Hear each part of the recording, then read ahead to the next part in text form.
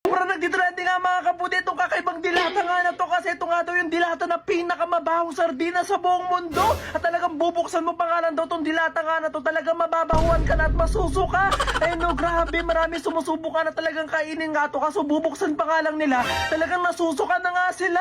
Grabe, totoo kaya na merong pinakamabahong sardinas o dilata sa buong mundo? Gusto ko to subukan na yan, oh. Wow! So, ito na.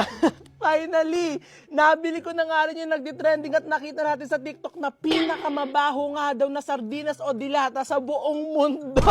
So ito na, binili ko na nga siya at talagang di pa rin ako naniniwala doon sa mga napanood ko. Kasi yung mga napanood ko, talagang bubuksan pa nga lang nila itong dilata nga na to. Talagang nasusuka na agad sila. Diba, meron palang ganung kabaho daw talaga na dilata pero di pa rin ako maniniwala hanggat hindi ko pa siya nasusubukan. Kaya ito na, binili ko na nga siya at buksan na nga natin to para masubukan na natin at titignan talaga natin kung totoo yun. So tara na! Nakakabahan ako.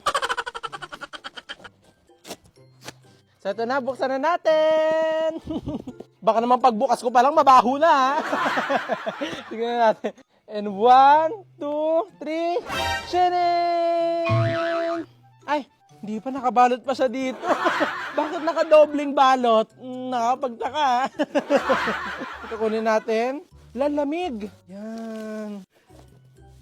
Ayan, ito na nga yung nakita natin. Nakabahan ako. Ayan.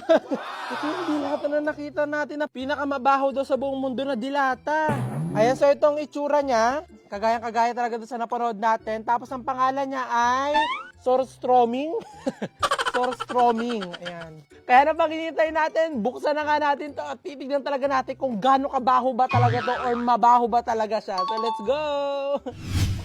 Ganun natin to dito. Ayan, so meron tayo ditong can opener para talaga mabuksan natin siya ng maayos. So lalagyan natin to dito. Na. Ayan na. Ayan na.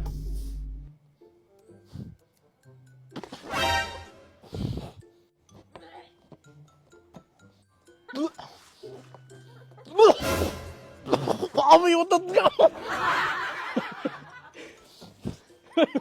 Lumayos ka. Yung pati nagbibideo sa akin, huwag kayo lumayo.